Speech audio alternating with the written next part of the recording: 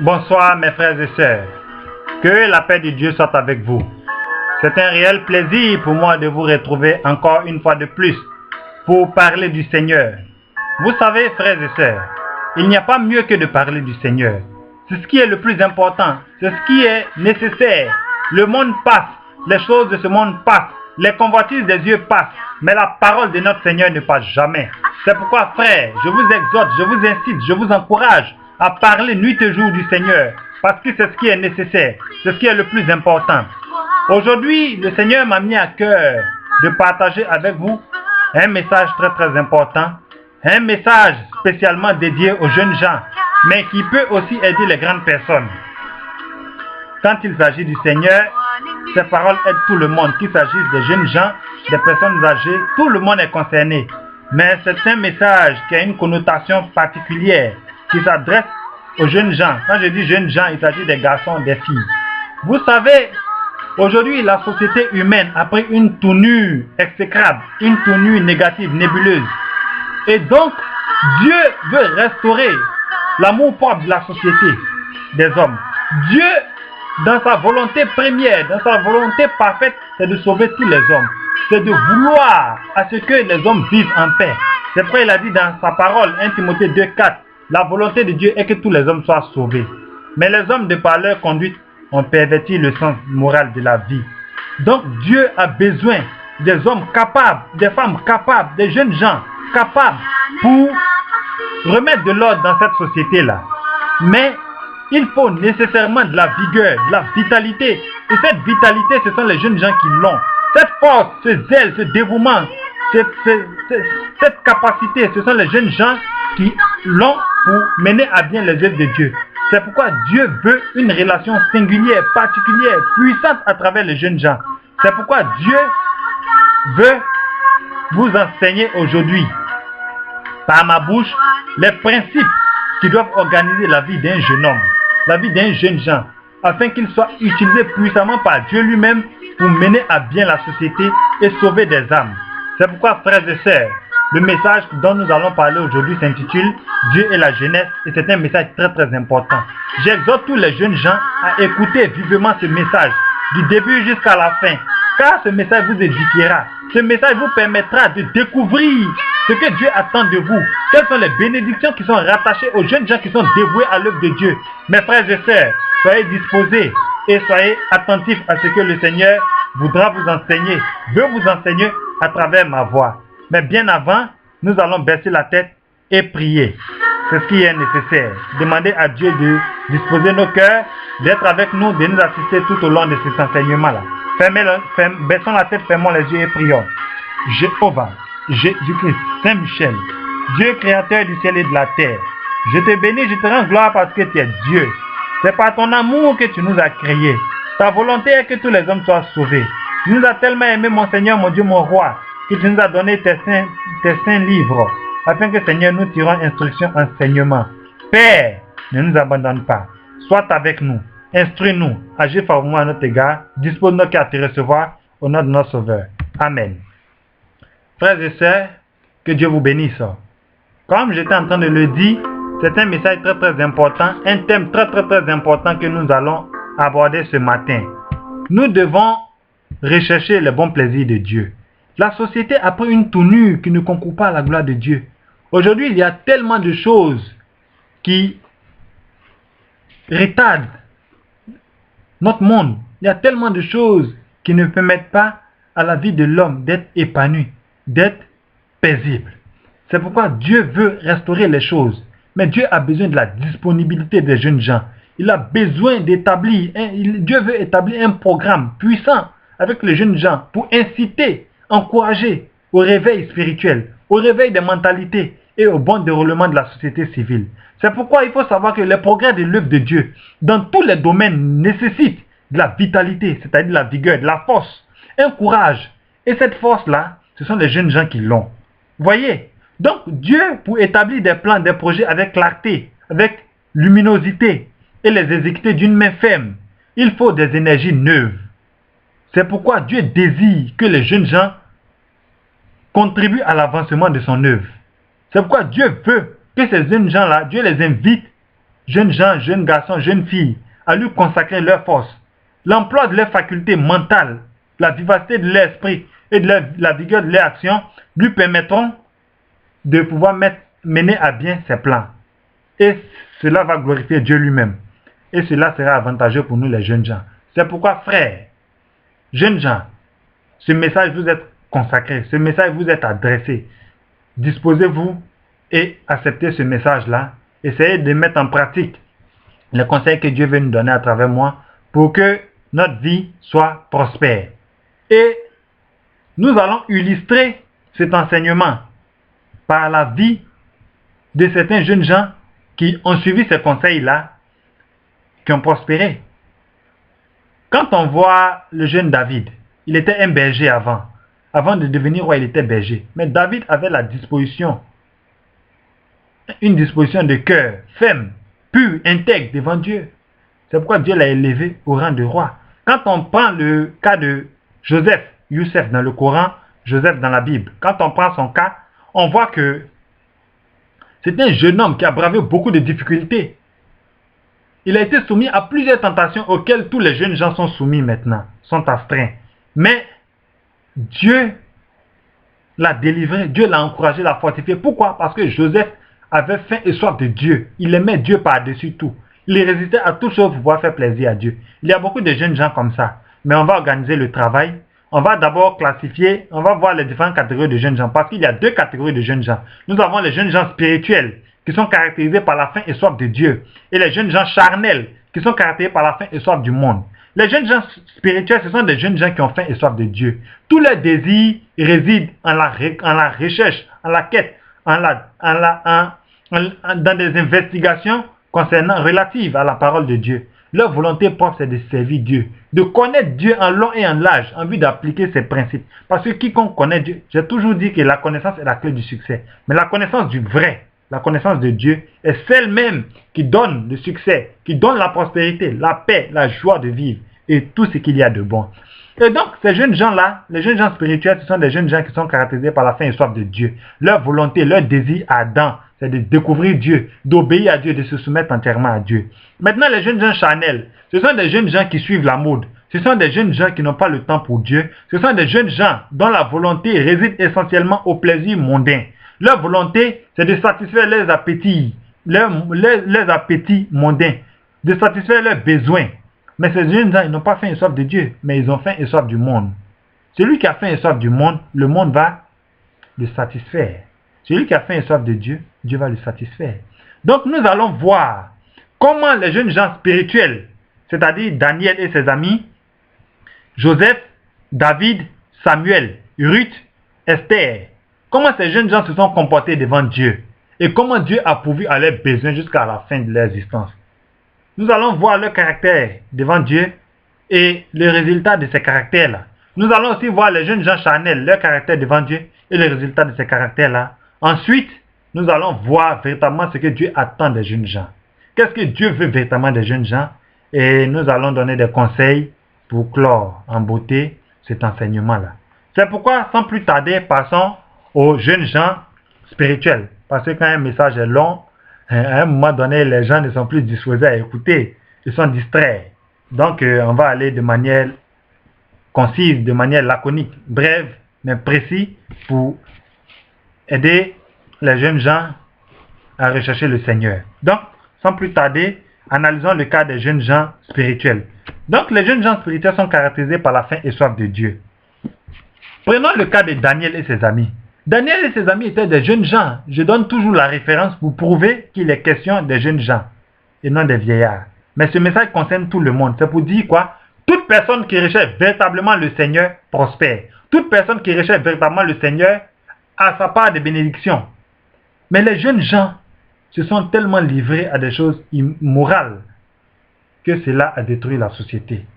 Parce que la jeunesse est le premier maillon de socialisation. Disons la famille. La famille est composée de père, enfant grandit, il devient jeune, et c'est lui qui doit tisser les lianes de la société. Mais ce jeune homme, s'il est corrompu, va mener la société au désordre. Il sera un mauvais exemple, un mauvais modèle d'exemple pour ses autres, les enfants. Donc, c'est pourquoi Dieu veut gagner nécessairement le cœur d'un jeune homme. Si le cœur de ce jeune homme est gagné, c'est le cœur de toute la société qui est gagné. C'est pourquoi Dieu insiste à ce que les jeunes gens lui confient leur temps, lui attribuent leur force, leur vitalité, leur vie, pour qu'il en fasse de ça une vie meilleure, une vie radieuse, une vie parfaite. C'est pourquoi, considérons le cas de Daniel et ses amis. Daniel et ses amis sont des Juifs, des Israéliens, qui vivaient à Jérusalem. Et donc, les jeunes de Jérusalem se livraient à tous les penchants de leur cœur. Mais Daniel et ses amis étaient des jeunes gens propres, intègres, dont l'esprit était entièrement disposé à Dieu. C'est pourquoi Dieu les a gratifiés. Dieu leur a donné la sagesse, la science, l'intelligence. Parce que Dieu a dit dans Ecclésiaste chapitre 2, verset 26, à l'homme qui lui est agréable, il lui donne l'intelligence, la science qui est la connaissance. Parce que la connaissance est la clé du succès. Osée chapitre 4, verset 6, mon peuple est détruit par faute de connaissance. Osée 6, verset 6, Dieu aime la connaissance que tout. C'est pourquoi, frères, sœurs, quand vous êtes agréable à Dieu, il vous donne nécessairement la connaissance qui vous illuminera, la sagesse qui guidera vos vies. Voyez? Donc Daniel et ces jeunes gens étaient des jeunes gens pleins de respect et de dévouement pour l'œuvre de Dieu. Ils étaient animés de nobles pensées et de hautes aspirations. La disposition de leur cœur était noble à l'égard de Dieu. Quand vous prenez Daniel chapitre 1, versets 3 et 6, et Daniel chapitre 1, verset 8, 9, verset jusqu'à 14, vous verrez clairement que ces jeunes gens-là étaient des jeunes gens qui aimaient Dieu. Vous voyez? Et donc le roi Nebuchadnezzar avait besoin des jeunes gens pour redorer le blason de son royaume, pour exprimer sa grandeur, pour prouver à l'humanité qu'il est le plus grand roi de la terre. Parce que les hommes d'avant, ils étaient impétueux, ils étaient vraiment orgueilleux. Donc ils utilisaient toutes les astuces, tous les moyens nécessaires pour prouver aux autres royaumes leur suprématie. Donc ils sont allés capturer Daniel et ses amis. Mais Proverbe chapitre 16, verset 7. Proverbe chapitre 16, verset 7. Je vais le lire. Lorsque Dieu approuve les voies d'un homme, il dispose favorablement à son égard, même ses ennemis. Proverbe chapitre 16, verset 7. Quand l'Éternel approuve les voies d'un homme, il dispose favorablement à son égard, même ses ennemis. Donc, quand Daniel et ses amis sont arrivés à Babylone, il y a certaines personnes qui ont commencé à comploter contre Daniel et ses amis pour leur faire du mal. Mais quand vous êtes intègre dans la voie de Dieu, même les obstacles deviennent des avantages pour vous. Quand vous êtes agréable à Dieu, quand votre conduite devant Dieu est agréable, lui est agréable, quand votre conduite devant Dieu est irréprochable, tous les complots des hommes, Dieu les déjoue d'avance. Et Dieu utilise ces obstacles-là pour en faire même des avantages pour vous. Vos ennemis même deviennent des avantages considérables pour vous. Ils deviennent vos serviteurs. Ils ont comploté contre Daniel. Le roi Nebuchadnezzar a dressé une statue. Il dit, quiconque ne se prosterne pas devant cette statue-là sera jeté dans la fournaise ardente. La fournaise ardente, c'était un grand feu comme ça, un feu. Et on jetait les gens dedans pour les cuire, pour les tuer. C'est cruel, hein? C'était vraiment très très cruel. Mais c'est ce qui s'est passé. Et donc le roi a dressé une statue. Il dit, moi ce sont les statues, ce sont les idoles, les pierres, les bois qui sont mes dieux. Vous prétendez adorer un Dieu invisible qui est tout puissant, qui a créé l'humanité. On va voir aujourd'hui si ce Dieu-là est capable de vous sauver de mes mains. Quand la trompette va sonner, celui qui ne se prosterne pas devant la statue, on va le jeter dans le feu. La trompette a sonné. Daniel et ses amis, Daniel n'était pas dedans, mais ses trois amis, ses trois compagnons, Shadrach, Meshach et Abed-Nego, ne se sont pas prosternés. Ils disent non, nous on craint Dieu, on ne peut pas se prosterner devant ta statue. Si tu veux, fais-nous tout ce que tu veux, mais nous on ne va pas se prosterner. Nous n'allons pas nous prosterner devant cette statue. Il dit, ah bon, vous osez me contredire. Ok, on va voir quel Dieu te délivrera, vous délivrera de mes mains. Il dit, ligotez-les. Ils ont ligoté Daniel et ses amis. Ils sont allés les jeter dans la fournaise ardente. Mais que s'est-il passé? Que s'est-il passé? Parce que ces jeunes gens étaient dévoués pour l'œuvre de Dieu. Qu'est-ce qui s'est passé? On va voir. On va lire. Prenons Daniel chapitre. Voyons dans le livre de Daniel chapitre 3. À partir du chapitre 3. Daniel chapitre 3. Nous allons voir. Dieu est un Dieu puissant. Dieu. Mais il s'appelle Dieu. Il est au-dessus de tout. En dehors de lui, il n'y a point d'autre Dieu. Il est le seul vrai Dieu. L'unique Dieu. Le Dieu tout-puissant. le seul qui contrôle l'humanité. Rien n'est en dehors du contrôle de Dieu. Dieu contrôle tout. Il est dans... Dieu sait tout. Il est omniscient, omnipotent, omniprésent. Il sait tout. Il entend tout. Il voit tout. Il gère tout. Rien n'est en dehors du contrôle de Dieu. Toutes les personnes qui se confient en Dieu ne seront jamais déçues et n'ont jamais été déçues. Dieu m'a fait la grâce de lire toute la Bible pour découvrir beaucoup de choses. J'ai étudié la Bible. Le Seigneur m'a fait cette grâce de la lire. J'ai lu aussi le Coran et je n'ai jamais vu que une personne s'est confiée en Dieu et elle a été déçue. J'ai vu dans la Bible et dans le Coran que toutes les personnes qui se sont entièrement confiées à Dieu, sincèrement, ils ont toujours été secourus. Dieu ne les a jamais laissés tomber. Ils ont toujours triomphé de leurs adversaires. C'est pourquoi, frères et sœurs, regardons le complot dans lequel, le traquenard, le piège, dans lequel Daniel et ses amis étaient, comment on appelle, étaient pris. Mais vous allez voir comment Dieu les a délivrés. Daniel chapitre 3. Regardons. À cette occasion et dans le même temps que quelques Chaldéens s'approchaient et accusaient les Juifs, c'est-à-dire Daniel et ses amis, parce qu'ils étaient Juifs. Il prit la parole et dit au roi Nebuchadnezzar, « Ô roi, vis éternellement. Tu as donné un ordre, d'après lequel tous ceux qui entendraient le son de la trompette et des autres instruments, et de toutes sortes d'instruments, devraient se prosterner à adorer la statue d'or. » Il y a des hommes. Une statue que vous créez de vos propres mains, vous dites que c'est votre Dieu.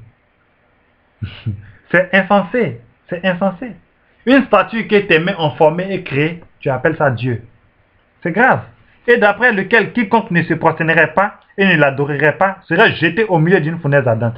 Or, il y a des Juifs, c'est-à-dire Daniel et ses amis, à qui tu as remis l'intendance de la province de Babylone. Parce que ces personnes-là étaient, Daniel et ses amis étaient tellement intègres devant Dieu, Dieu les a élevés au poste d'intendant. Mais lorsque votre attitude devant Dieu est toujours irréprochable, lorsque vous croissez dans la présence de Dieu, Dieu vous fait croître intellectuellement, moralement, socialement, financièrement et spirituellement. Vous devenez grand type. Et votre situation sociale, vous devenez prospère. Tous les jeunes gens qui se sont confiés à Dieu dans les livres sacrés ont terminé leur existence dans le bonheur, dans le beurre, dans la paix, dans la prospérité. Je vais vous le démontrer par A plus B. Tout est écrit, hein? C'est par ignorance que nous ne savons pas ces choses. Un jeune homme qui confie sa vie à Dieu et qui termine sa vie misérablement, c'est qu'il y a des questions à se poser. Parce que Dieu aime les jeunes gens. Dieu aime tout le monde. Mais il veut bâtir une relation solide avec les jeunes gens. C'est pourquoi tous les jeunes gens qui le recherchent, qui lui confient leur existence, leur vie, leur force, toutes leurs activités, prospèrent. On va le voir. Regardons Daniel et ses amis. Pour avoir adoré Dieu, Dieu les... Mais regardons, continuons. Verset 12, Daniel chapitre 3, verset 12. Oh, il y a des Juifs à qui tu as remis l'intendance de la province de Babylone. Shadrach, Meshach et Abednego. Hommes qui ne tiennent aucun compte de toi, ô roi. Ils ne servent pas tes dieux, c'est-à-dire tes statues, et ils n'adorent point la statue que tu as élevée. Alors le roi Nebuchadnezzar, irrité et furieux, donna l'ordre qu'on amène Shadrach, Meshach et Abednego. Et ces hommes furent amenés devant le roi. Nebuchadnezzar prit la parole et leur dit, est-ce de propos délibérés, Shadrach, Meshach et Abednego, que vous ne servez pas mes dieux et que vous n'adorez pas la statue d'or que j'ai élevée? Maintenant, tenez-vous prêts. Et au moment où vous entendrez le son de la trompette, du chalumeau, de la guitare, de la sambuc, du psalterion, de la cornue et de toutes sortes d'autres instruments, vous vous prosternerez et vous adorez la statue que j'ai faite. Si vous ne l'adorez pas, vous serez jeté à l'instant même au milieu d'une fournaise ardente. Et quel est le Dieu qui vous délivrera de ma main? Oh. Dieu aime les défis. Mais ne tentez pas Dieu. C'est un manque de confiance en lui. Toute personne qui tente Dieu manque de confiance en Dieu. Nebuchadnezzar vient de mettre Dieu à l'épreuve. Il vient de défier Dieu.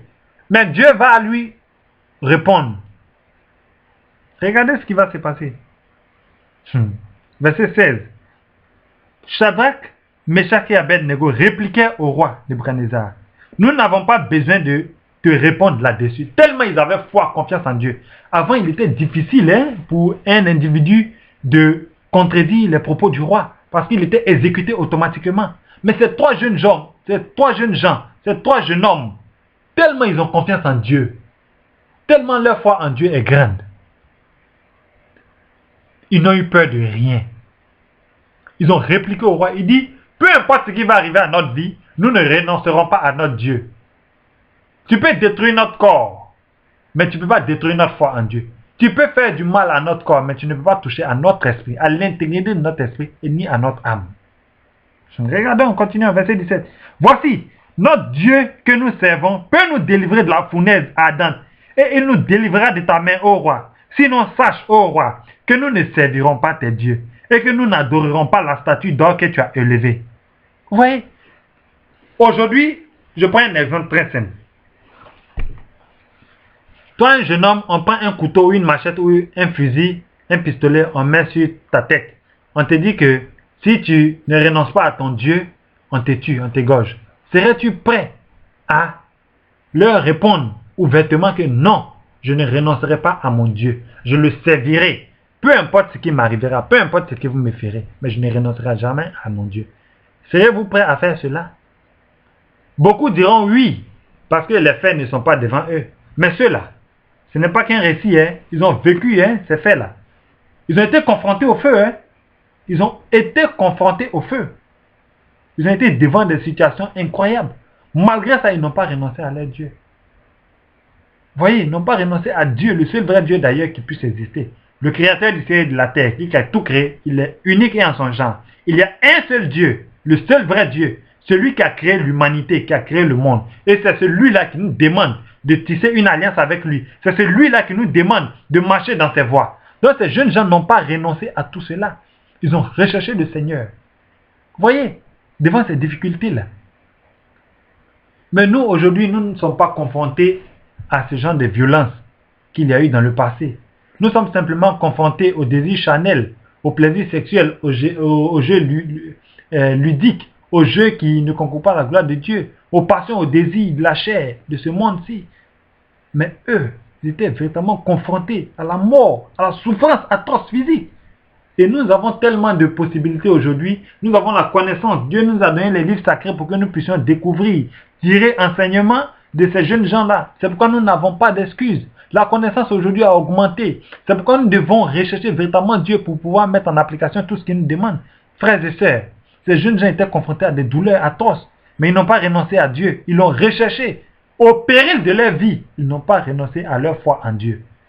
Ils ont renoncé plutôt à adorer la statuette faite de main d'homme, qui d'ailleurs n'est qu'un objet, qui ne peut être assimilé en aucune manière, en aucun cas à Dieu. Et qu'est-ce que le roi Nebuchadnezzar dit au verset 19? Sur quoi Nebuchadnezzar fut rempli de fureur, il changea de visage en tournant ses regards contre eux. Il reprit la parole et donna de chauffer la fournaise 7 fois. Ils ont chauffé la fournaise 7 fois. Et qu'est-ce qui s'est-il passé? Ces hommes furent liés, vêtus de leurs caleçons, de leurs tuniques, de leurs manteaux, de tous leurs autres vêtements, et jetés au milieu de la fournaise ardente. Ils ont été ligotés, attachés, jetés dans le feu, parce qu'ils ne voulaient pas renoncer à Dieu. Vous voyez? Mais quand ils ont été jetés dans le feu, qu'est-ce qui s'est-il passé? Regardons. Au verset 22.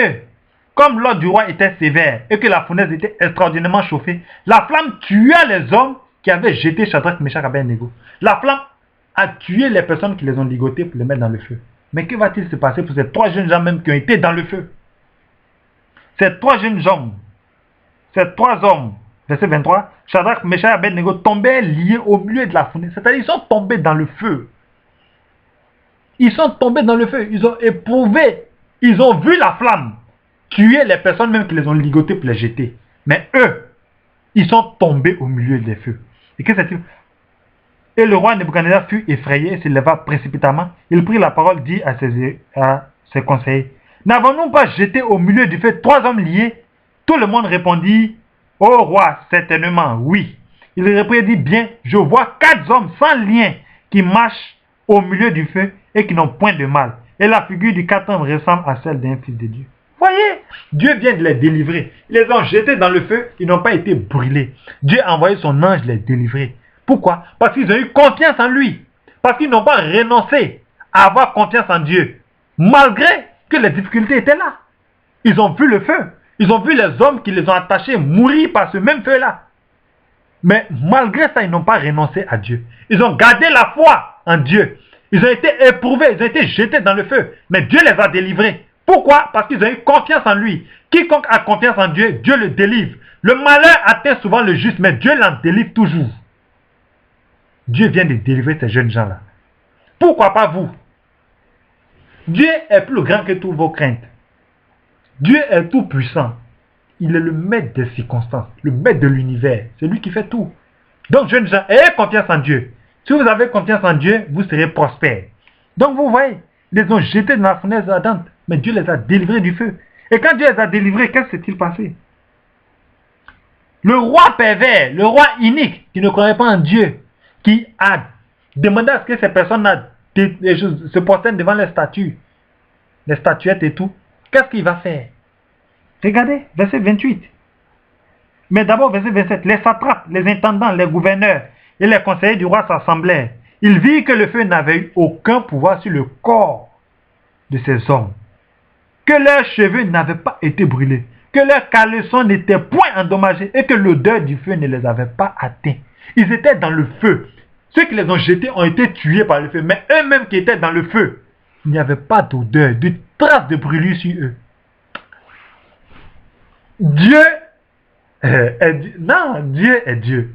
Il s'appelle Dieu, le seul, unique en son genre, le maître des circonstances, qui demeure incréé, tout puissant, tout suffisant. Ayez confiance en Dieu. J'exhorte tous les hommes, tous les êtres humains, femmes, enfants, vieillards, tout le monde, à avoir pertinemment et exclusivement, solennellement confiance en Dieu, car il est le seul qui produit les circonstances. Il est le seul qui délivre. Il est le seul qui contrôle tout. Celui qui se confie véritablement en Dieu prospère. Il n'est point déçu. Il ne sera jamais déçu durant toute son existence. Parce que la paix et la joie de Dieu qui garde, qui surpasse toute intelligence, gardera leur cœur et seront au-dessus des difficultés. Frères et sœurs, recherchez Dieu comme ces jeunes gens. Et que s'est-il passé? Ce roi païen qui ne croyait pas en Dieu. Parce que ces jeunes gens ont eu confiance en Dieu. Parce que ces jeunes gens ont recherché véritablement Dieu. Qu'est-ce qui va se passer? Ce roi va se convertir. Donc notre attitude déterminera la conduite des hommes. C'est tout. Je dis que si la société a atteint cette dimension de perversion, c'est parce que les hommes qui sont censés leur apporter la lumière, eux-mêmes se sont égarés. C'est pourquoi dans le livre de Matthieu chapitre 5, à partir du verset 16, Jésus-Christ dit que votre lumière luise ainsi devant les hommes, afin qu'ils voient vos bonnes œuvres et qu'ils glorifient votre Père céleste qui est dans les cieux, notre Seigneur, notre Dieu qui est dans les cieux. C'est parce que Shadrach et Meshach et Abednego n'ont pas renoncé à Dieu que Nebuchadnezzar s'est converti à accepter Dieu comme son Seigneur, son Sauveur. C'est à demander, s'est repenti et a reconnu la suprématie de Dieu. Il a reconnu par le comportement de ces jeunes gens-là, par leur foi, par leur confiance en Dieu, qu'il n'y a qu'un seul vrai Dieu. C'est lui qui surpasse tout. Et qu'est-ce que Nebuchadnezzar va dire? Nebuchadnezzar, verset 28, Daniel chapitre 3, verset 28. Nebuchadnezzar, le roi, prit la parole et dit: béni soit le Dieu de Shadrach, de Meshach et d'Abednego, lequel a envoyé son ange et délivré ses serviteurs qui ont eu confiance en lui et qui ont violé l'ordre du roi et livré leur corps plutôt que de servir et d'adorer aucun autre Dieu que les leurs. Voyez, lui-même qui dit qu'il n'y a point d'autre Dieu si ce n'est ses statuts, à cause du comportement de ces jeunes gens-là, il s'est converti, il a reconnu ouvertement que le seul vrai Dieu qui existe, c'est lui qui a créé les cieux et la terre. Le Dieu que ces trois jeunes gens servaient, c'est-à-dire le Dieu tout-puissant, le maître absolu de l'univers. Voyez? Et que ce verset 29, voici l'ordre du roi, le nouvel ordre du roi. Maintenant, voici l'ordre du roi. Voici maintenant l'ordre que je donne. Tout homme à quelque peuple, nation ou langue qu'il appartienne, qui parlera mal du Dieu de Shadrach, de Meshach et d'Abednego sera mis en pièces, c'est-à-dire à mort. Et sa maison sera réduite en un tas d'immondices. Parce qu'il n'y a aucun autre Dieu qui puisse délivrer comme lui.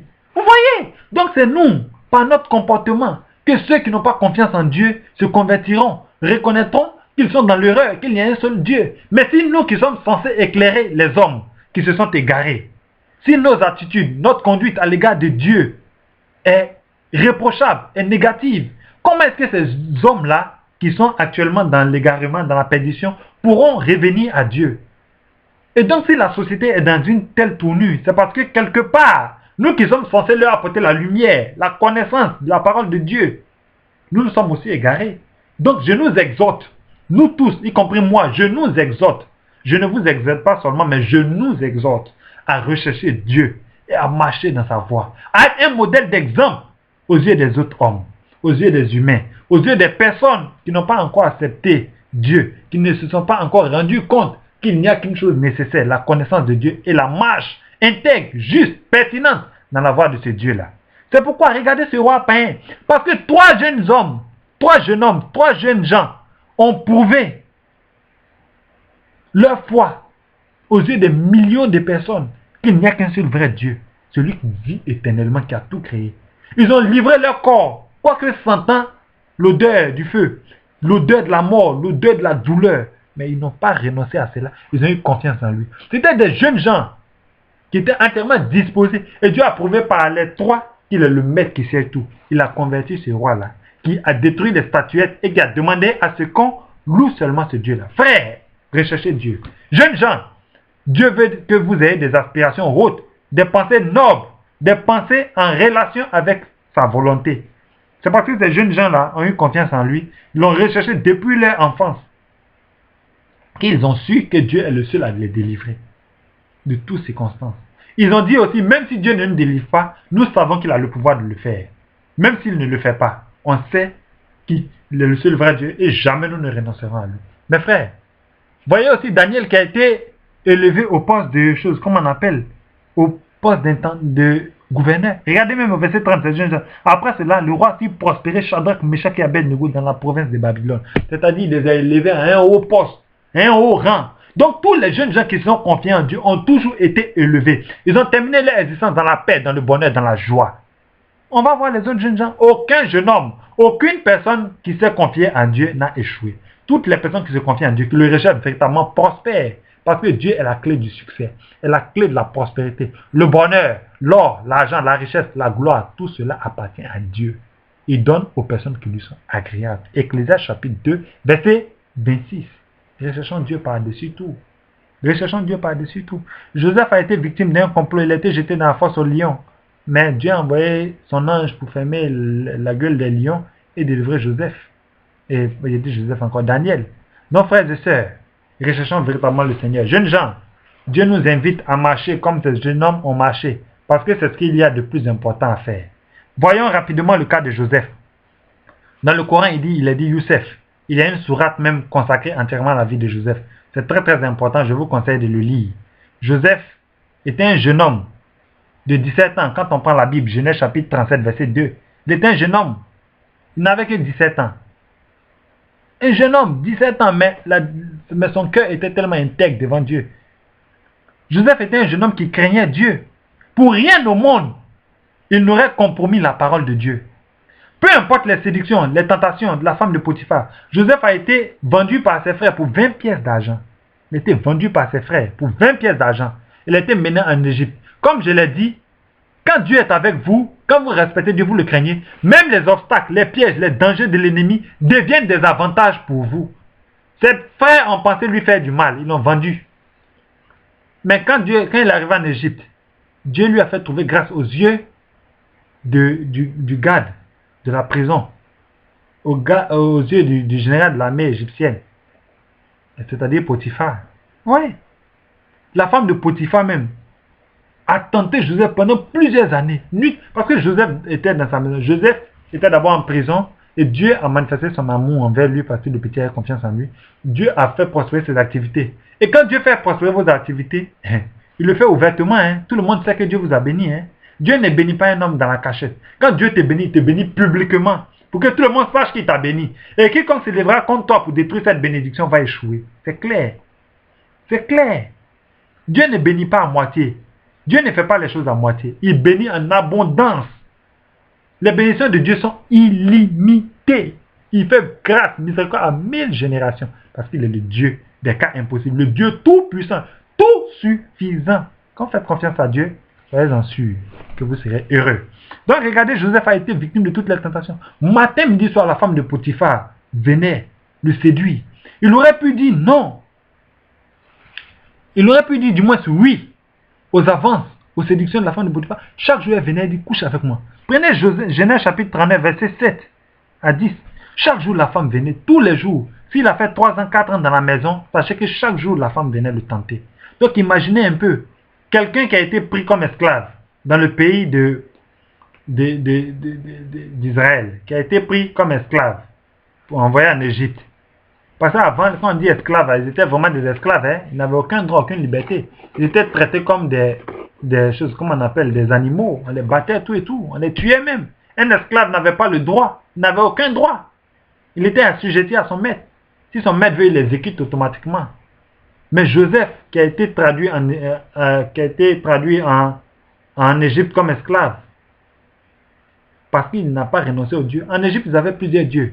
Ils adoraient le dieu soleil, Ra, Ramsès, c'était les rois, mais ils avaient des dieux. Dieu soleil, dieu de la fertilité, Nefertiti, et dieu de la pluie, dieu des songes, ceci, cela.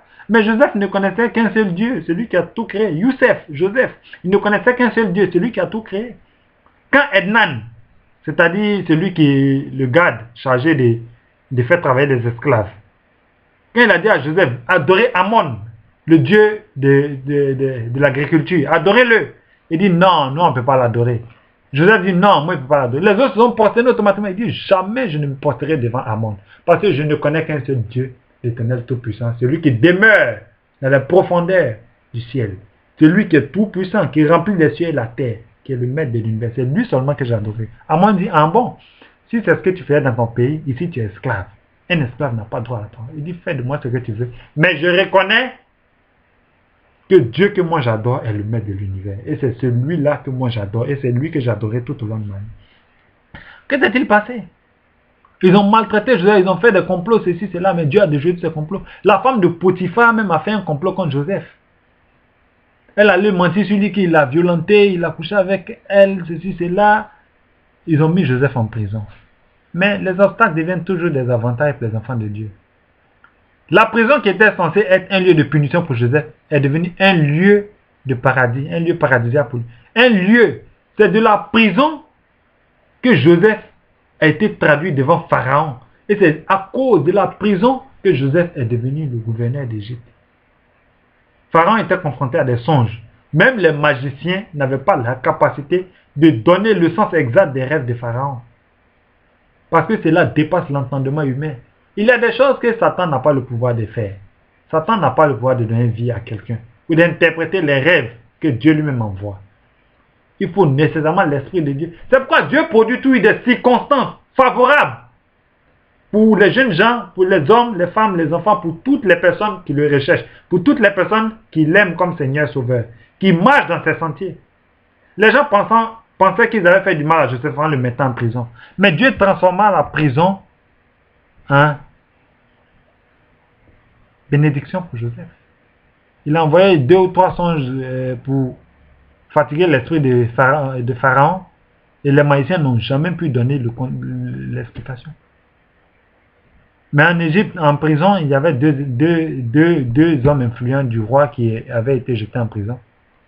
Joseph a interprété leurs songes par l'Esprit de Dieu agissant, vivant en lui. Et cela a été comme il a dit. Et ils ont fait sortir Joseph. Il a interprété le songe de Pharaon comme il se devait. Et Pharaon dit, je ne connais personne qui soit habité par l'Esprit de Dieu. Un Égyptien qui dit ça, qui reconnaît la suprématie d'un autre Dieu au détriment de ses dieux. Mais regardons, parce que Joseph a eu confiance en Dieu, pour avoir gardé sa voie dans de nobles sentiers que ceux de Dieu, regardons ce que le Seigneur fait. Dieu éleva Joseph au-dessus de tout en Égypte. Parce que Joseph a eu confiance en lui, il a bravé les difficultés, les tentations sexuelles récurrentes de la femme de Potiphar. Il y avait des vraies femmes en Égypte, elles étaient bien en forme, hein? Elles étaient jolies, elles étaient boxées. Ça, c'est de la bonne qualité, hein? En forme. Mais pauvre intérieurement. Mais Joseph n'a pas réalisé toute cette apparence physique-là. Hein? Il a considéré Dieu. Il dit, pécherai-je contre Dieu pour un plaisir qui me créera des misères et des souffrances? Non. Je préfère m'abstenir de tous ces plaisirs-là pour faire honneur à mon Dieu. Et donc, si vous voulez voir, regardez Genèse chapitre 41, verset 38 à 46. Genèse chapitre 42, verset 6, vous trouverez le récit. Genèse 45, verset 8. Oui, Dieu a établi Joseph comme gouverneur de tout l'Égypte. Et Dieu a permis même à Pharaon de le connaître par le comportement de Joseph. Donc, ce que nous devons savoir, c'est que nous, jeunes gens, nous les hommes, qui avons la connaissance de Dieu, si notre comportement, notre attitude est irréprochable devant Dieu, cela sera automatiquement visible aux yeux des personnes qui ne craignent pas Dieu. Et ces personnes s'amèneront à se poser des questions. Mais pourquoi est-ce que lui, il est différent de nous? Entre lui et nous qui est dans la mauvaise voie, ils vont prendre conscience. Votre attitude leur permettra de prendre conscience de leur voie. Et c'est par vous qu'ils auront le salut. Par vous qu'ils renonceront à leurs mauvaises actions pour revenir dans la voie de Dieu. Et Pharaon a reconnu la suprématie. Voyons, lisons rapidement Genèse chapitre 42, verset 6, vous allez voir. Lisons, pour que vous puissiez voir. Lisons, Genèse chapitre 42, verset 6. Regardons. Genèse 42, verset 6. Voyons rapidement. Joseph commandait dans le pays. C'est lui qui vendait le blé. C'est lui qui vendait du blé à tout le peuple du pays. Les frères de Joseph vinrent se prosterner devant lui. Comme ça. Ceux qui disaient qu'ils n'allaient jamais se prosterner devant lui et qui l'ont vendu, ils sont devenus quoi? Ses serviteurs. Ceux qui ont voulu du mal de leur propre frère, ils ont voulu du mal de lui, mais aujourd'hui ils sont devenus ses serviteurs. Et regardez un peu Genèse chapitre 41, après du verset 38-46. Verset 38-46. Et Pharaon dit à ses serviteurs, trouverions-nous un homme comme celui-ci, ayant en lui l'esprit de Dieu? Il n'a pas dit l'esprit des dieux, mais l'esprit de Dieu. Donc par le comportement de Joseph, par la foi que Joseph avait en Dieu, par la confiance que Joseph avait en Dieu, Pharaon s'est converti. Pharaon a reconnu que le Dieu qu'ils adoraient, Dieu soleil, Dieu de l'agriculture, le Dieu de la fertilité, tout ça ce sont des histoires, ce sont des banalités. Il n'existe qu'un seul Dieu, celui qui siège dans les profondeurs du ciel et de la terre. Celui qui a tout créé, qui est unique en son genre, le seul vrai Dieu qui a créé l'homme et qui mérite honneur, gloire, respect, allégeance, soumission entière, car il est le seul vrai Dieu. Oui, il est le seul. Pharaon dit quoi? Et Pharaon dit à Joseph, puisque Dieu t'a fait connaître toutes ces choses, il n'y a personne qui soit aussi intelligent et aussi sage que toi. Un esclave. Avant, un esclave n'avait aucun droit. Mais c'est pour dire que c'est Dieu qui a tout créé, c'est lui qui contrôle toutes les circonstances. Dieu peut te prendre d'un autre pays pour t'envoyer dans un autre pays et te lever. Dieu peut te prendre d'un centre depuis le Japon et te nommer gouverneur aux États-Unis. Il peut te prendre d'un pays quelconque, un pays insignifiant. Dieu peut te nommer là où il veut. À condition, pourvu qu'il te trouve juste, pourvu que tu sois dans ses sentiers. C'est Dieu qui nomme tout le monde. C'est Dieu qui nomme les gouverneurs.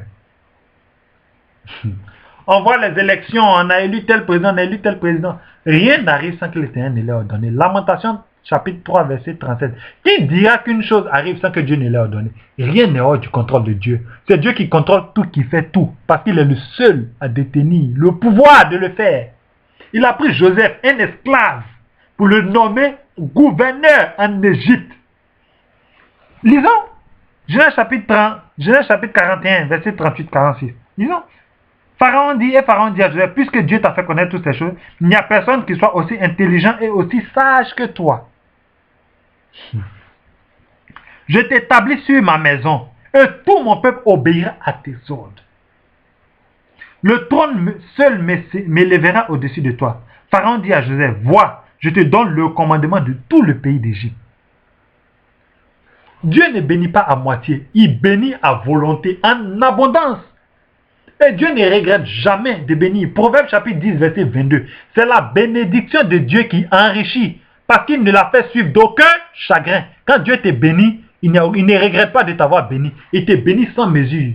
Mais quand tu fais des pactes diaboliques pour avoir des richesses avec Satan, Satan te donne peu et il exige beaucoup de toi. Et les richesses que Satan peut procréer à un homme, donner auprès à un homme, sont éphémères. Sont des richesses qui vont te permettre d'aller dans la souffrance, dans la misère. Hein. C'est pourquoi ne pactisez jamais le diable. Hein. La seule source de richesses fiables, c'est Dieu. C'est tout. C'est Dieu qui est la seule source de richesses fiables, de prospérité, de stabilité fiable. En dehors de Dieu, il n'y a rien, il n'y aura rien. Il est le seul vrai Dieu. Le Tout-Puissant, c'est lui qui fait tout. Il est Dieu. J'ai dit, il est Dieu. Celui qui siège dans les profondeurs des cieux. Celui qui a créé l'univers, il est Dieu. Tout puissant. Rien n'est en dehors de son contrôle. Rien n'est au-dessus de lui. Il est, il sera. Il était, il est et il sera. Bon, Dieu est tout dans le présent. Dieu, il est. Il est celui qu'il est. C'est tout. Dieu n'a jamais été. Il est. Il est tout dans le présent. Les hommes ont été, sont, seront, mais Dieu, il est. Parce qu'il est immuable, inchangeant, éternel, tout puissant. Oui. Donc, regardez. Pharaon ôta son anneau de la main et le mit à la main de Joseph. Il le revêtit d'habits de fin lin et lui mit un collier en cou. Il le fit monter sur le char qui suivait le sien. Et l'on criait devant lui à genoux. C'est ainsi que Pharaon lui donna le commandement de tout le pays. Il dit encore à Joseph, je suis Pharaon. Et sans toi, personne ne lèvera la main ni le pied dans tout le pays d'Égypte. Mais regardez comment c'est merveilleux. Un esclave, sachant que les esclaves dans l'Antiquité n'avaient aucun droit sur qui que ce soit, même pas un animal. Mais Pharaon nomme Joseph comme le seigneur de tout l'Égypte. Personne ne peut lever le pied ni la main dans tout l'Égypte sans le consentement, sans l'accord de Joseph. Vous voyez, frère, combien de fois Dieu est capable de lever un jeune homme qui le recherche. Toute la terre appartient à Dieu. Hébreux chapitre 3, verset 4 ou Hébreux 4, 3 dit que les maisons sont construites par les hommes, mais lui qui a tout construit, c'est Dieu. C'est Dieu qui a créé son monde. Il élève qui il veut. Il te met à la place là. Il te met à n'importe quelle place il veut. Il peut te prendre aujourd'hui pour te nommer président de la République d'un pays quelconque. Il fait ce qu'il veut. Et qui lui demandera des comptes? Personne. Parce qu'il est Dieu, il est souverain. Donc faites tout pour être son ami. Faites tout pour être son... Faites tout pour... Beaucoup de personnes rendent Dieu triste par leur comportement. Mais moi, je veux être un instrument qui redonne le sourire à Dieu. Et vous? Voudriez-vous être un instrument qui redonne le sourire à Dieu? Beaucoup de personnes attristent Dieu par leur comportement, par leur attitude. Leurs actions, leur manière de vivre, leur mode de vie, leur train de vie attristent le cœur de Dieu. Mais moi, exclusivement, solennellement, je veux redonner le sourire à Dieu. Je veux être un instrument pour redonner le sourire à Dieu. Un instrument qui fera trouver de la joie au cœur de Dieu. Et toi, mon frère, ma soeur, veux-tu être cet instrument-là? Si oui, tu le veux, commence à rechercher le Seigneur. Accepte-le comme ton Seigneur, ton Sauveur. Marche dans ses voies. Obéis à ses principes qu'il a laissés dans la Bible et dans le Coran. Recherche le bon plaisir de Dieu. C'est ainsi que tu seras prospère. C'est ce que Joseph a fait. Peu importe les difficultés, il n'a pas renoncé à Dieu. Il a recherché le bon plaisir de Dieu. Il dit, pécherai-je contre Dieu? Me rendrai-je coupable à cause des plaisirs éphémères, d'un si grand péché envers Dieu? Dieu doit passer au-dessus, au-devant de tout. Dieu doit être votre centre d'intérêt. Dieu doit être votre préoccupation majeure. Les hommes sont là pour s'affectionner aux choses, à chercher leurs propres intérêts. Philippiens chapitre 2, verset 21 dit, en effet, tous cherchent les intérêts et non ceux de Christ. Nous devons tous rechercher les intérêts de Dieu, car c'est ce qu'il y a à faire. C'est ça le plus important. Recherchons le bon plaisir de Dieu. C'est ce qui est nécessaire. C'est ce que Joseph a fait, c'est pour la prospérer. C'est ce que Daniel et ses amis ont fait. Dieu les a délivrés de tous les complots. Ils ont vu le danger. Ils ont été dans le danger. Mais Dieu les a délivrés. Pourquoi? Parce que le malheur atteint souvent le juste, mais Dieu les en délivre toujours. Somme 20, verset 19, ou je crois, Somme 20 ou Somme 30, verset 20, un truc comme ça. Mais Dieu les délivre toujours, frère. C'est comme ça. Il y a beaucoup de cas comme ça. Il y a le cas de Samuel, qui était un enfant qui recherchait Dieu. Mais Dieu a élevé Samuel comme son prophète. Vous trouvez le récit d'un Samuel 3, verset 8, 1 Samuel 4, verset 3 à 10. Pendant que les jeunes gens complotaient contre Samuel, les frères, les enfants du sacrificateur Élie, Phinéas, qui prenaient les femmes pour venir coucher même dans les lieux sacrés, qui déshonoraient le temple de Dieu. Samuel, lui, recherchait Dieu. Il priait nuit et jour pour demander à Dieu de lui donner la connaissance. Mais Dieu l'a élevé, Dieu l'a établi comme prophète, le prophète Samuel. Quand ils étaient en danger, c'est lui qui les sauvait par ses prières. Samuel avait des prières de tonnerre. Quand il prie comme ça, Dieu fait descendre le tonnerre. Parce que Dieu honore la parole de son serviteur. Pour qu'il aide la crédibilité aux yeux des peuples. Vous voyez, nous avons le cas de David. David était un jeune homme. Quand vous prenez Samuel chapitre 16, verset 10 à 12. Son cœur était tellement pur. C'est pourquoi Dieu dit, David est l'homme selon mon cœur. Parce que le cœur de David... 1 Samuel chapitre 16, verset 7. Les hommes regardent l'apparence, mais Dieu regarde au cœur. Ce qui importe Dieu, c'est la disposition de ton cœur. Dieu s'en fout de l'enveloppe terrestre, de l'enveloppe physique. Non! Les hommes, ce qui les impressionne, ce qui les intéresse, c'est le physique, c'est l'apparence, la forme. Mais Dieu, la forme de l'impression, c'est le fond. Les dispositions qui sont dans ton cœur. Et David avait des dispositions nobles dans son cœur. C'est pourquoi Dieu a élevé David au stade de roi. Goliath était une personne, un géant qui faisait 3 mètres. Il faisait trembler tous les soldats. Mais David, pour aller combattre ce géant-là, n'a pas eu recours à une épée. Saül, le roi d'Israël, lui a proposé son épée. Il dit non, je n'ai pas besoin de ça, ça m'encombre. Saül lui dit, mais tu vas avec quoi combattre ce géant? Il dit, ma foi me suffit. Ma foi seule me suffit. La foi est une âme puissante. Parce que dans la foi, il y a celui qui vit éternellement, qui agit. Jésus-Christ a dit dans le livre de Matthieu, toutes les personnes qui ont foi en Dieu peuvent déplacer des montagnes, peuvent dire à cette montagne, ôte-toi de là et va là-bas. Quand on parle des montagnes, ça y a des difficultés, des souffrances, des circonstances difficiles. C'est tout cela qui est symbolisé par les montagnes. Vous voyez? C'est comme ça. Donc la foi en Dieu est la clé qui nous permet, de dominer les circonstances. David dit, tu viens avec moi contre l'épée et le javelot. Mais moi je viens contre toi au nom de l'Éternel, le Dieu Tout-Puissant. Ah! Non. Il n'y a quelle âme plus puissante que le nom de Dieu. Le nom de Dieu, la parole de Dieu est une âme plus puissante. Hébreux chapitre 4, 12. Une épée puissante, plus tranchante même que toute chose. La parole de Dieu. Le nom de Dieu est l'âme la plus puissante qui jamais n'a été existante. Qui existe, disons, tout d'un coup. La parole de Dieu, le nom de Dieu est l'âme la plus puissante de tous les temps. Quand elle est prononcée avec un cœur sincère, ah non, elle ouvre les portes, tous les obstacles dégagent en un clin d'œil. Et c'est avec ça que David a détruit. Sinon, entre nous, comment une petite pierre peut fragmenter le crâne, la tête d'un géant de 3 mètres. Une seule pierre, une seule lance, une seule direction. Pas tuer le géant de 3 mètres. Imbattable. Mais parce que Dieu était dans cette pierre. Oh, hey! Dieu, il n'y a pas meilleur que lui. Frères et sœurs, ayons confiance en Dieu. Dieu a béni David parce que David l'a recherché. Parce que David a eu plaisir à le rechercher. David avait entièrement confiance en lui. Prenez les récits. 2 Samuel, chapitre 5, versets 4 à 5. Vous allez voir que Dieu l'a élevé. 1 Samuel chapitre 17, verset 48-51. 1 Samuel 18, verset 12-16. 2 Samuel 5, verset 1 à 5. Vous allez voir le récit de David. David était un jeune homme. Pour avoir eu confiance en Dieu, Dieu lui a permis de tuer des ours, des lions, même Goliath le géant. Et Dieu l'a nommé roi. C'est Dieu qui élève. 1 Samuel chapitre 2, verset 7-8. C'est Dieu qui élève, c'est lui qui abaisse. Du fumier, de la poussière, il retire le pauvre pour le faire asseoir à la table des rois. Du fumier, il retire l'indigent pour le faire asseoir avec les grands. Donc, c'est Dieu qui élève. Si tu as confiance véritablement en Dieu, Dieu va t'élever. Tu seras au-dessus de toutes les circonstances et tu vas prospérer. C'est pourquoi je vous invite, je nous invite, hommes, femmes, jeunes, vieillards, enfants, à rechercher véritablement Dieu. Car c'est lui qui est la clé du succès. C'est lui qui nous permettra de prospérer. Recherchez Dieu, c'est ce qu'il y a de mieux à faire.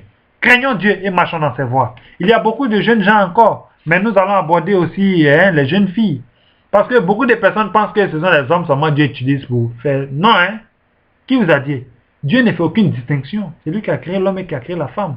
Nous devons avoir un respect mutuel envers les femmes. Nous devons respecter les femmes. Parce que c'est par le canal des femmes que Dieu nous donne la vie. Si nos mères nous avaient avorté, on ne serait pas là aujourd'hui. Si les mères des prophètes les avaient avortés, ils ne seraient pas venus prêcher la parole de Dieu. Donc nous devons avoir un respect considérable pour les femmes. Les femmes sont nos mamans. Il faut les traiter avec douceur, affinité, amour, tendresse. Parce que les femmes sont l'expression de la douceur. Les femmes sont l'expression de la beauté. Vous voyez? Donc il faut traiter les femmes avec amour, avec tendresse, passion, affection. Oui, respecter les femmes, hein? Ce sont nos mamans, ce sont elles qui nous donnent la vie. Il faut les aimer, les chérir. La femme a besoin de tendresse. La femme a besoin de protection. Nous devons être un père pour les femmes. Vous voyez? Un père veille sur ses enfants. Donc nous devons veiller sur notre femme. C'est comme ça, nous devons les chérir comme étant nos femmes. Nous devons les protéger comme étant leurs pères. Oui, nous devons leur donner respect, obéissance comme étant leurs enfants. Donc il y a eu aussi des jeunes filles qui se sont véritablement confiées à Dieu. Et Dieu les a élevées. Esther, Dieu l'a nommée reine dans un pays étranger. Ne vous dites pas que parce que vous êtes dans un pays étranger, vous ne pouvez pas devenir une grande personnalité de ce pays. Enlevez ça dans votre tête. Celui qui élève, c'est Dieu. C'est tout. Même les autorités de ce pays dans lequel tu te trouves là, si tu es un étranger, tu te trouves dans un pays étranger, sache que les autorités de ce pays là, c'est Dieu qui les a élevés. C'est Dieu qui les a nommés là. De la même manière, Dieu les a élevés, Dieu peut t'élever aussi. Fais confiance seulement à Dieu. Observe le commandement de Dieu. Mets en application ce qu'il te donne, c'est tout. Et une règle doit déterminer votre vie. Le psaume 119, verset 11. Je sais, je garde ta parole dans mon cœur afin de ne pas pécher contre toi. Oh Dieu, comme tu es merveilleux. Il n'y a que Dieu seul, mes frères. Recherchez Dieu. Regardez Esther. Esther était une jeune fille qui avait la crainte de Dieu. Mais que s'est-il passé? Dieu a élevé Esther. Elle était forte, jeune, belle. Elle vivait dans un pays étranger. Mais qu'est-ce qui s'est passé? Dieu a élevé Esther. Hein? Vous prenez Esther chapitre 2, verset 7. Esther marchait dans la voie de Dieu que lui enseigna son père Mardochée. Esther chapitre 2, verset 10. Il y avait de belles jeunes filles dans le pays d'Assyrie. Parce qu'elles étaient en captivité à Assyrie. Il y avait de belles jeunes filles là-bas. Mais ces jeunes filles-là vendaient leur corps. Elles excitaient les trésors physiques pour faire chambouler l'esprit des hommes. Parce qu'il faut dire que les femmes, elles ont tous les moyens, toutes les astuces nécessaires pour basculer la vie d'un homme. Hein? Parce que l'homme est le côté faible de la femme. La femme est le côté faible de l'homme. Parce que Dieu a créé la femme à travers la corde de l'homme. Donc la femme est le côté le plus sensible d'un homme. C'est pourquoi quand Satan veut détruire véritablement une grande personnalité qui a confiance en Dieu, il procède toujours par la femme. Parce que la femme a cette capacité-là de pouvoir tout basculer d'un moment à l'autre. Malgré ça, il faut les aimer, il faut les chérir. Parce qu'elles sont sensibles, elles sont nos mamans. Mais une femme qui a confiance en Dieu, qui a la crainte de Dieu, ah non! Ah non! Elle est une âme puissante de destruction massive dans le camp de l'ennemi. Regardez Esther qui a été nommée reine des trucs, comment on appelle. Ce n'est pas parce qu'elle était la plus belle jeune fille des trucs, mais c'est parce qu'elle était agréable aux yeux de Dieu. Et quand quelqu'un est agréable aux yeux de Dieu, quand une personne est agréable aux yeux de Dieu, Dieu fait trouver grâce aux yeux des autres personnes cette personne-là. C'est tout. Dieu fait que toutes les circonstances de cette personne soient en son avantage. C'est tout. Sur plus de centaines de millions de filles, c'est elle seulement qui a été choisie comme reine. Est-ce à dire qu'elle est la seule belle jeune fille de Dieu? Non, mais parce que elle obéissait à Dieu. Elle remplissait le critère de sélection, le critère de Dieu. Dieu voulait l'honorer, c'est tout. Donc, quand toutes les jeunes filles ont défilé, devant le roi, il y avait des démarches, des miss incroyables, des démarches aguichantes, des démarches vraiment à couper le souffle. Mais quand Esther venait, quand elle commençait à décaler un peu, ah non, le roi était assis là et puis il n'a pas la peine. Il dit, mais c'est quelle fille ça? Je n'ai jamais vu une fille comme celle-là. Mais on dirait qu'elle descend directement du ciel. C'est celle-là j'aime et c'est elle je veux. Les autres, c'est pas la peine de défiler. J'ai dit, j'ai trouvé, c'est elle je veux. Mon cœur s'emplit de joie parce que j'ai trouvé celle que j'aime. Esther, Adassa. Oui. Et après, il y a un individu qui s'appelle Aman qui était contre les Israélites. Et il commençait à aller faire la guerre. Mais Esther dit non, tu ne détruiras pas mon peuple. Esther allait plaider devant le roi. Oh, Aman était un homme influent. Hein? Quand Aman parle comme ça, le roi s'exécute vite, comme si c'était Aman qui était le roi. Mais il était interdit à la femme du roi de voir le roi, sans que le roi ne l'ait invité, sinon elle allait mourir. Mais Esther n'avait pas besoin d'invitation solennelle, particulière. Elle va le voir quand il veut. Il n'a pas. Est-ce qu'il peut brancher? Il ne peut pas. Parce que quand il voit Esther quand elle est décalée un peu comme Anna, c'est-à-dire son cœur même se resserre dans sa portée. Il dit, mais cette femme-là, oh, comme elle est belle.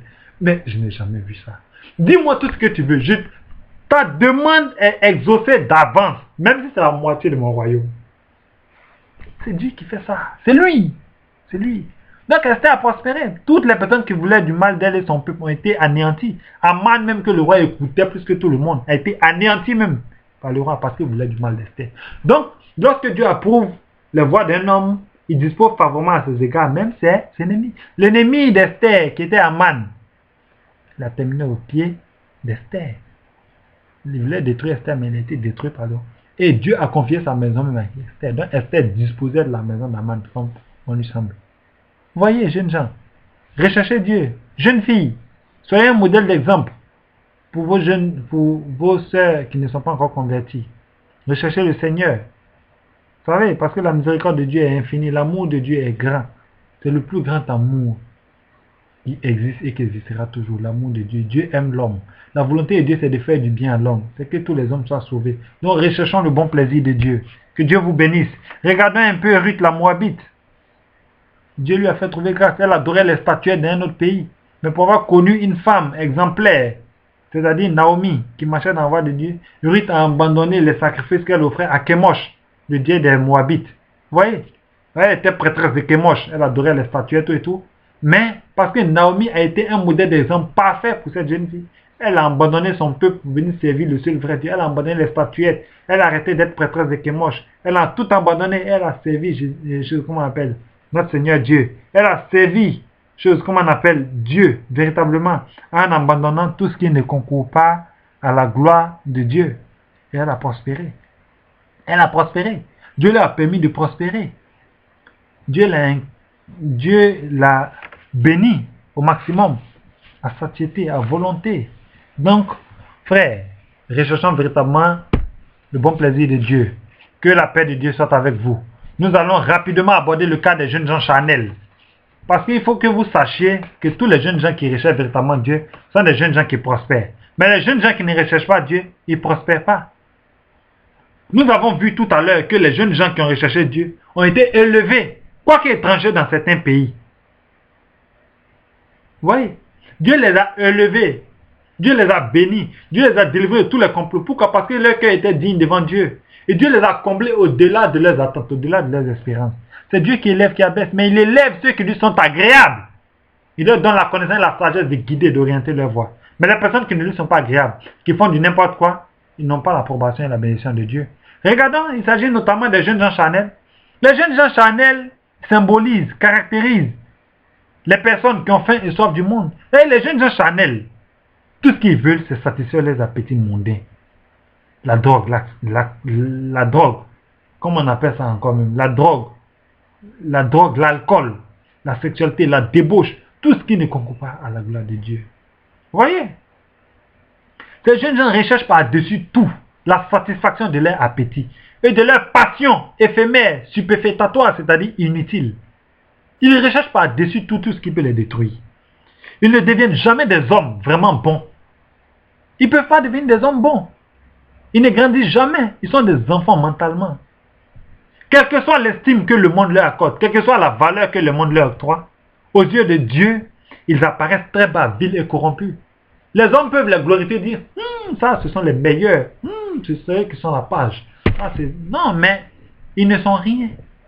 Aux yeux du monde, ils sont de grands types, mais aux yeux de Dieu, ils sont bas dans la boue. Voyez? Donc c'est comme ça. Leurs pensées sont terrestres, mondaines. Ils ne pensent qu'aux choses terrestres, aux choses mondaines. Leurs paroles reflètent le niveau très bas de l'esprit. C'est comme ça marche avec eux. Ils sont remplis de choses négatives, faisant disparaître progressivement l'image de Dieu, la bienveillance, la nature divine en eux. Aujourd'hui, on les voit un peu partout dans le monde. Ils sont des homosexuels par-ci, par-là. Le mal d'hier est devenu le bien d'aujourd'hui. Tout ce qu'on réprouvait hier, aujourd'hui, est devenu une chose légale. Chacun fait ce qu'il veut maintenant. Tout ce qui était défendu avant, tout ce qui était un sujet de sarcasme, de honte, est devenu aujourd'hui chose légale. Vous voyez? Et ce sont ces personnes-là qui corrompent la société.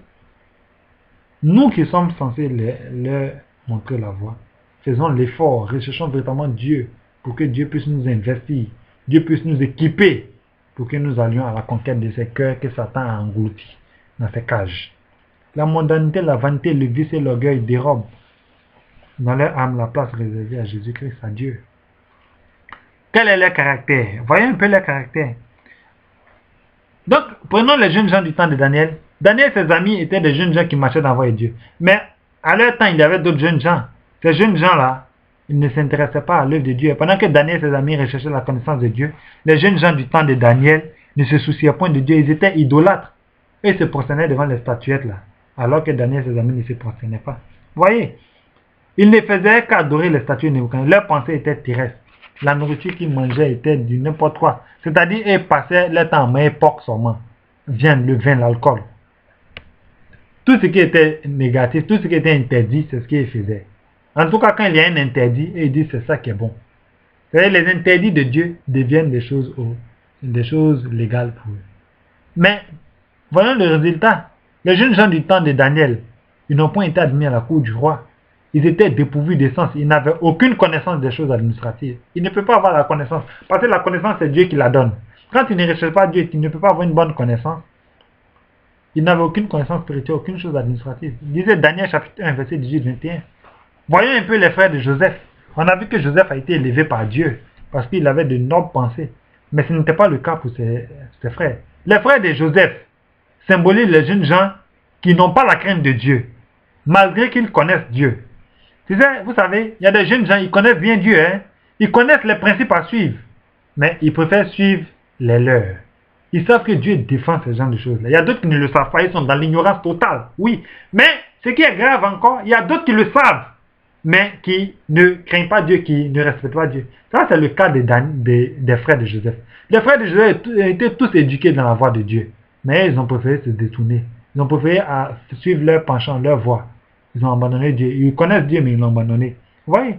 Ils aimaient la connaissance des lois. Ils avaient la connaissance des lois de Dieu que leur a donné leur patrie, leur père, leur grand-père Abraham, Isaac et leur père Jacob. Mais jamais ils ne l'ont pris à cœur. Ils aimaient le péché plus que Dieu. Toutes leurs actions étaient rivées sur le mal, l'orgueil, la jalousie. Ils étaient haineux. C'est ce qui les a incités à vendre leur frère Joseph, jeté pour 20 pièces d'argent. C'est malheureux. Ils étaient en plus des meurtriers. Prenez Genèse chapitre 37, verset 2, verset 8, Genèse chapitre 37, verset 2, 4, 8, 11. Genèse chapitre 34, verset 25, 30. Parmi eux-mêmes, il y a d'autres mecs qui couchaient avec la femme de leur papa. Il y a un qui a couché avec la femme de son papa, Ruben. En plus, ils étaient des grands menteurs. Genèse chapitre 37, verset 32, 36. Ils ont vendu Joseph, ils ont pris sa tunique, ils disent c'est une bête qui l'a tué. Vous voyez? Ruben a couché à la femme de son père, Genèse chapitre 35, verset 22. Mais regardez les résultats. Ils ont voulu faire du mal à leur frère Joseph parce que Joseph suivait la voie de Dieu, il dénonçait leur mauvais péché. Donc, ses frères l'ont vendu, l'ont maltraité, l'ont détruit. Pour eux, ils ont détruit sa vie. Mais regardez ce qui s'est passé. Les frères de Joseph deviennent ses serviteurs. Ils sont devenus les esclaves de Joseph en Égypte. Genèse chapitre 42, verset 6, verset 21. Genèse 43, verset 26, 28. Genèse 44, verset 14.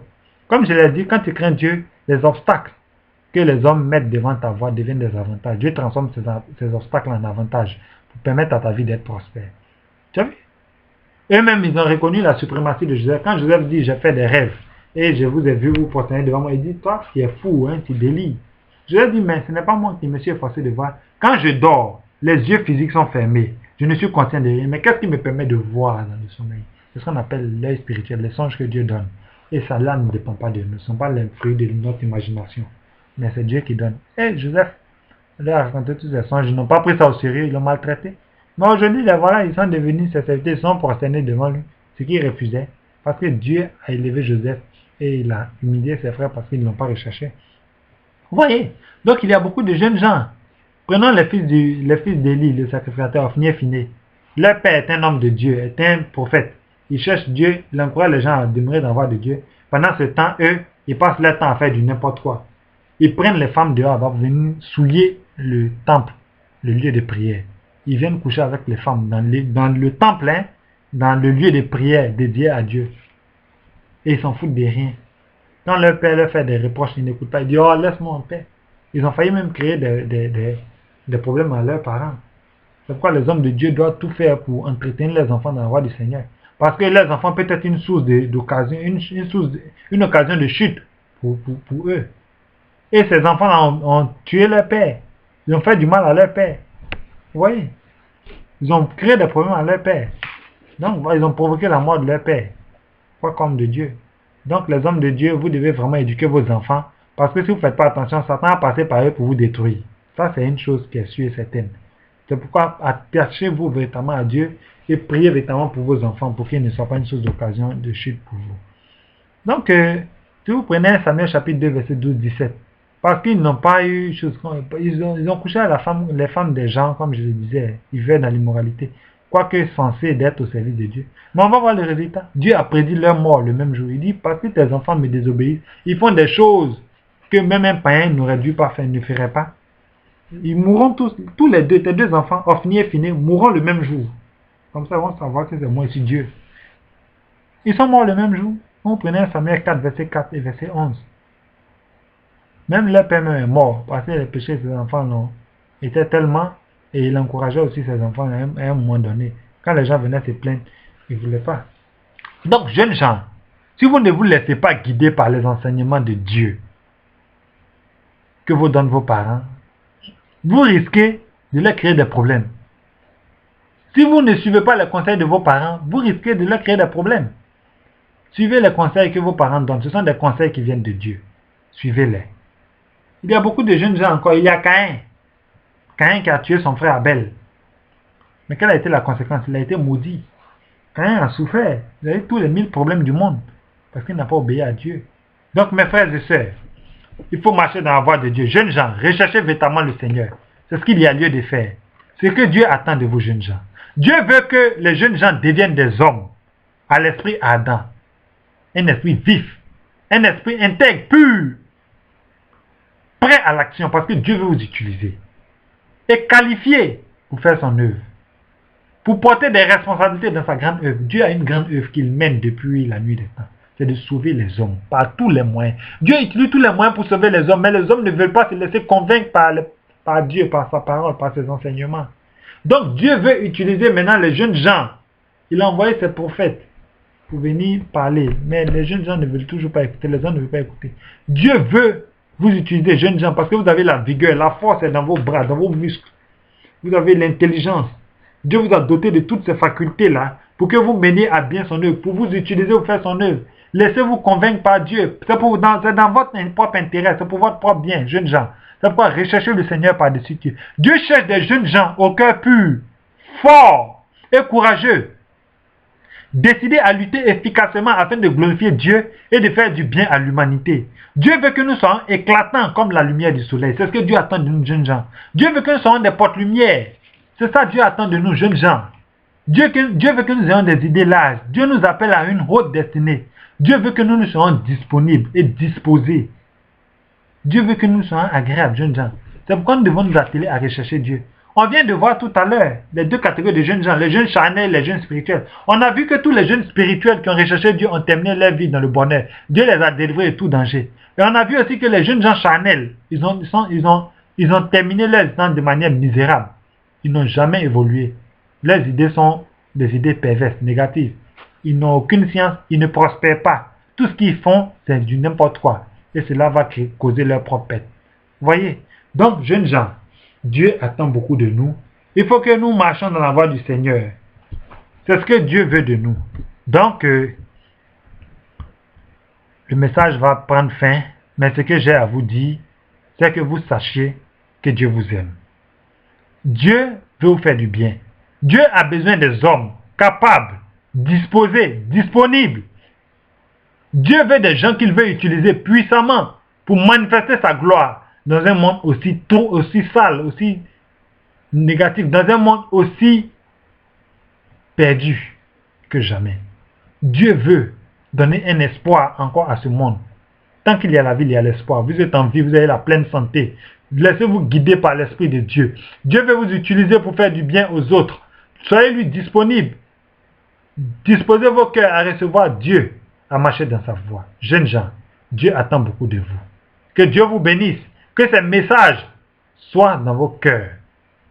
Une lumière qui guidera votre vie et qui vous encouragera à rechercher Dieu, comme Esdras l'a fait. Esdras chapitre 7, verset 10. Il était versé dans les Écritures. Il recherchait entièrement Dieu. C'est ce que Dieu attend de nous. Que Dieu vous bénisse, jeunes gens. Recherchez le Seigneur par-dessus tout. C'est ce qu'il y a de plus important. Parce que tôt ou tard, nous rendrons compte à Dieu. Mais il faut que nos œuvres ici soient des œuvres bonnes, des œuvres dignes de Dieu, afin que cela puisse aider les hommes, afin qu'ils passent de la puissance des ténèbres à la puissance de la lumière. Baissons la tête et prions, remercions Dieu maintenant. Gloire au Père, gloire au Fils, gloire au Saint-Esprit, comme il était au commencement, comme il est maintenant et comme il sera éternellement. Amen. Jéhovah, Jésus-Christ, Saint-Michel, Seigneur, nous te bénissons, te rendons gloire. Tu nous as permis, mon Dieu, mon roi, de pouvoir parler de toi. Oh Père, que ce message tombe dans le cœur des jeunes gens. Que ce message tombe dans la bonne terre de leur cœur, afin que Père éternel, ils soient disposés à te rechercher. Et qu'il, Seigneur, mon Dieu, mon roi, prospère. Oh Père, tu lances un appel. Oui, Seigneur, tu cherches des hommes et des femmes accomplis pour faire ton œuvre. Tu veux les utiliser pour manifester ta gloire dans ce monde. Seigneur, je te prie de faire grâce à tous ces jeunes gens. Voici que le monde a pris un train de vie qui n'honore pas ta parole. Oh mon Seigneur, mon Dieu, mon roi, ton amour est grand. L'existence est due à ton amour. Père, aie pitié des jeunes gens. Dispose leur cœur à te rechercher, à te connaître, et qu'ils soient prêts à accomplir ta puissance, ta force, tes prodiges, tes miracles. Mon Dieu, mon roi, trouve des jeunes gens accomplis, dignes de toi, pour manifester ton amour. Pardonne nos fautes, nos iniquités, nos transgressions. Pardonne nos péchés, Seigneur, et pour voir toujours nos besoins. Agis favorablement à notre égard. Oh mon Dieu, que cet enseignement que tu viens de donner aux hommes à travers ma bouche, Seigneur, soit un enseignement qui illuminera leur cœur, qui illuminera leurs actions, qui illuminera leur vie. Ne les abandonne pas. Oh Seigneur, agrée ma prière. Manifeste ton amour dans la vie des jeunes gens. Tu sais que nous ne pouvons rien faire sans toi. C'est pourquoi je t'implore, Seigneur, d'avoir un regard de compassion pour les hommes, de pardonner l'iniquité des hommes et d'avoir compassion, d'avoir un plan de salut pour eux. La société humaine mène un train de vie qui l'entraîne à sa perte. Mon Seigneur, tu as dit dans ta parole, dans le livre d'Un Timothée 2,4, ta volonté est que tous les hommes soient sauvés. Tu as dit dans le livre d'Ézéchiel chapitre 18, à partir du verset 11, à partir du premier verset même jusqu'au verset 11, que ta volonté est que le pécheur vive et non pas qu'il meure, qu'il renonce à ses mauvaises pratiques, à ses mauvaises actions et qu'il revienne dans ta voie, afin que tu le sauves et qu'il passe de la puissance des ténèbres à la puissance de la lumière de notre Seigneur Jésus-Christ. Père, manifeste ton amour dans la vie des jeunes gens. Père, que toute la grâce te revienne, que toute la gloire te revienne. Sois béni à jamais. Manifeste ton nom, manifeste ta gloire dans la vie de tes enfants. Les jeunes gens veulent œuvrer pour toi, Seigneur. Ceux qui sont disposés à te rechercher, dispose-les davantage.